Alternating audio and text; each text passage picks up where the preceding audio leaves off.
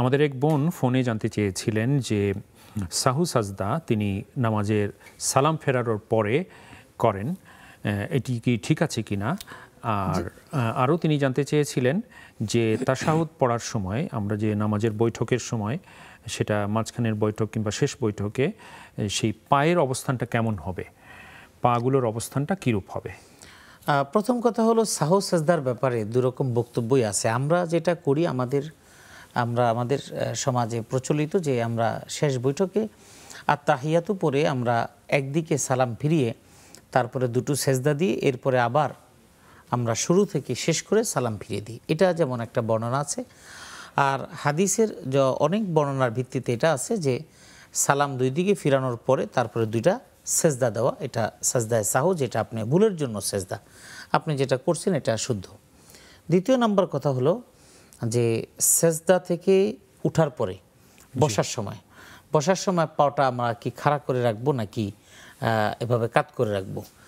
বিষয়টা হলো এখানে দুই রকম বর্ণনা আছে। এটা নারী পুরুষ নির্বিশেষে পুরুষদের জন্য এরকমভাবে পাও একটা বাম পাটা ডান পায়ের নিচ দিয়ে বসা শেষ বৈঠকে, এটা বসার হাদিসের বিধান আছে। আর মহিলারা যারা বসে এভাবে আপনি বসতে পারেন। আর সেজদাকালীন সময় আপনার পাটা স্বাভাবিকভাবে এভাবে পায়ের সাথে পা এভাবে মিলিয়ে এভাবে রাখবেন। কোনো কারণে যদি পা একটু এদিক সেদিক হয় তাতে সমস্যা নেই। সমাজে প্রচলিত কথা আছে যে পায়ের বুড়ো আঙ্গুলটা যদি জায়গা থেকে স্থানান্তরিত নড়াচড়া হয়ে যায়, স্থানচ্যুত হয়ে গেলে নামাজ বাতিল হয়ে যায়, কথাটা সঠিক না। তো এই জন্য পাটা আপনি স্বাভাবিকভাবে রাখবেন, এভাবে দাঁড় করিয়ে রাখবেন, মিলিয়ে রাখবেন।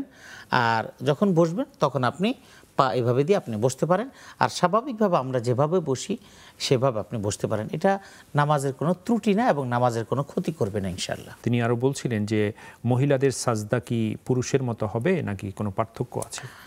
আসলে হাদিসের মধ্যে মহিলা এবং পুরুষের সেজদার পার্থক্যের কোনো বর্ণনা নাই যে পুরুষ এভাবে সেজদা দিবে মহিলা এভাবে সেজদা দিবে, এভাবে বলা নাই।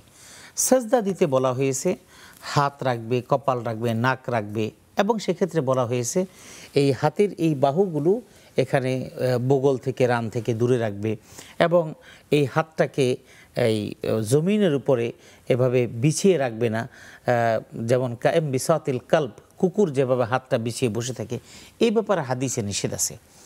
পাক ভারত উপমহাদেশের ওলামায়ে কেরাম, কারণ আমাদের এই অঞ্চলে যেহেতু ইসলামের এই বিধিবিধানটা সরাসরি হাদিসের ভিত্তিতে ওহী ভিত্তিক এবং নবী এবং রাসূলদের সরাসরি তত্ত্বাবধানে এখানে ইসলাম আসে নাই, ব্যক্তি বিশেষের মাধ্যমে বিভিন্ন সুফি দরবেশ তাদের মাধ্যমে এসেছে, যে কারণে আমরা ইসলাম সম্পর্কে একটু একটু করে জানার সুযোগ পেয়েছি।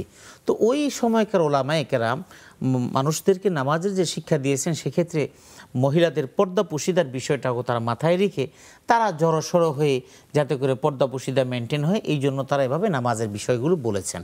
তো সুতরাং সেজদার ক্ষেত্রে আসলে সহি শুদ্ধ যে পদ্ধতি সেটা হলো যে স্বাভাবিকভাবে আমরা যেভাবে দিই এভাবেই এটা দিলে হয়ে যাবে, এটাই শুদ্ধ। এরপরও ওলামায়ে কেরাম বিশেষ করে পাক ভারত উপমহাদেশের ওলামায়ে কেরাম, বিশেষ করে বাংলাদেশের, পাকিস্তান এবং ইন্ডিয়ার ওলামায়ে কেরাম যারা বলেন যে তাদের বক্তব্য হলো যে আশরাফ আলী থানভী রাহিমাহুল্লাহ তাআলা সহ অনেক ওলামায়ে কেরাম বক্তব্য যে মহিলারা একটু জড়সড় হয়ে হাতটা একটু গুটিয়ে তারপরে তারা সেজদা দিবেন। সুতরাং আপনি যদি এভাবে দেন তাহলে নামাজ হবে না তা বলবো না, আর যে পুরুষরা যেভাবে দেয় সেভাবে দিলেও নামাজ হবে না, সেটা দুইভাবেই আপনার নামাজ হয়ে যাবে, অসুবিধা নেই।